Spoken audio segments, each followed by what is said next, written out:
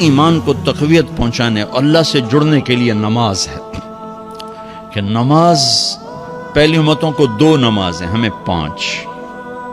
پہلی امتوں کی مسجد کوئی نہیں، ہماری مسجد۔ پہلی امتوں کی اذان کوئی نہیں، ہمیں اذان ملی۔ اور اذان اتنا بڑا عمل بنا دیا میرے نبی نے کہ آپ نے فرمایا کہ اذان دینے والا قیامت کے دن سب سے اونچے مقام پر کھڑا ہوگا۔ حضرت علی فرمایا کرتے تھے کاش میں اللہ کے نبی سے حسن حسین کے لیے مسجد نبوی کی اذان مانگ لیتا، یہ حضرت علی فرمایا کرتے تھے۔ اور جنگ قادسیہ میں مؤذن زخمی ہو گیا تو اذان دینے کے شوق میں سردار آپس میں الجھ گئے، کہتا میں دوں گا، کہتا میں دوں گا۔ پھر قرہ اندازی ہوئی، جس کا نام نکلا اس نے اذان دی۔ حضرت عمر فرمایا کرتے تھے اگر میں امیر المومنین نہ ہوتا، اگر میں خلیفہ وقت نہ ہوتا تو میں مسجد نبوی کا مؤذن بننا پسند کرتا۔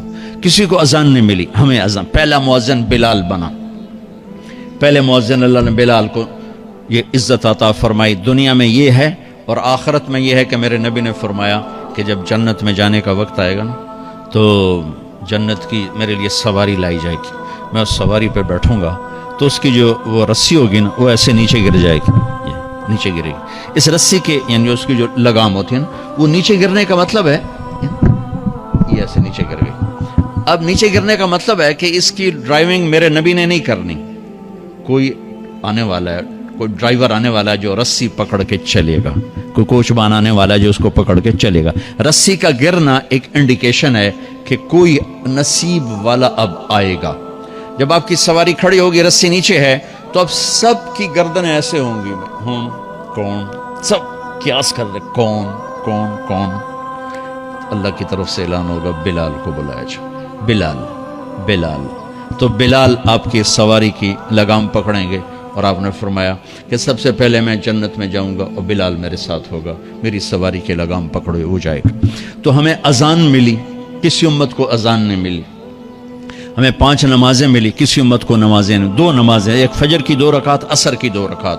باجماعت نہیں، ان کو اپنی کتاب یاد نہیں، ہمیں قرآن یاد ہے۔ میرے مدرسے میں ایک بچہ اب ماشاءاللہ امریکہ میں وہ پڑھا رہا ہے، اس نے 30 دن میں قرآن یاد کیا۔ صبح یاد کرتا تھا، شام کو تراویح میں سناتا تھا۔ میرے مدرسے کا بچہ ہے، صبح بیٹھ کے مغرب تک پورا ہے سپارہ یاد کر کے اور عشاء کو تراویح میں سنا دیتا تھا۔ اللہ نے میں ایسا قرآن دے دیا کہ 1 مہینے میں بھی یاد ہو جاتا ہے۔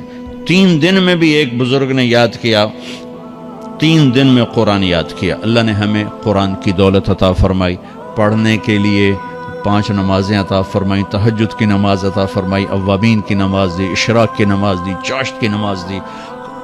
نماز کے کتنے دروازے کھول دیے۔ اور میرے نبی کی آخری نصیحت تھی میری امت نماز نہ چھوڑنا، نماز نہ چھوڑنا، نماز نہ چھوڑ۔ اور اس 14 صدی میں کوئی موقع ہے نماز چھوڑنے کا تو وہ میرے نبی کے نواسے کی کربلا کا ہے کہ جب ظلم بھی انتہا پر تھا اور مظلوم بھی اپنی آخری حدوں پر تھا، اور کائنات نے نہ ایسا ظلم دیکھا، نہ ایسے مظلوم دیکھے، نہ ایسی پاکیزہ ہستیاں دیکھی، نہ ایسے درندے دیکھے۔ تو سورج ڈھلا، نماز کا وقت ہوا ہے، تو آپ نے سبحان اللہ، آپ نے زہیر سے فرمایا کہ شمر سے کہو نماز پڑھنے دے، نماز پڑھنی ہے، امت کو پیغام دینا ہے کہ یہ کسی حال میں چھوڑنے کا کام نہیں ہے۔ تو انہوں نے آگے بڑھ کے شمر سے کہا نماز پڑھنے دو، انہوں نے کہا نہیں نماز نہیں پڑھنے دیں گے، ہماری تلوار چلے گی۔ انہوں نے واپس آ کر کہا جی وہ کہہ رہے ہیں ہم جنگ نہیں روکیں گے، تلوار چلے گی۔ تو پھر یہ نہیں فرمایا اچھا چلو ٹھیک سر دیو، فرمایا اچھا آدھے نماز پڑھو آدھے جنگ کرو۔ آدھوں نے نماز پڑھی، آدھوں نے جنگ کی۔ پھر انہوں نے جنگ کی اور پہلوں نے نماز پڑھی، اور عصر سے پہلے سب کے سر کٹ کے نیزوں پہ چڑھ گئے۔ یہ وہ ہستیاں ہیں جن کو میرے نبی نے کہا میری آنکھوں کی ٹھنڈک حسن حسین، میرے جگر کے ٹکڑے، میرے جنت کے پھول، پتہ نہیں کیا کیا تشبیہات دی ہیں میرے نبی نے۔ اب جنت کے نوجوانوں کے سردار حسن اور حسین، اور پھر نماز نہیں چھوڑی۔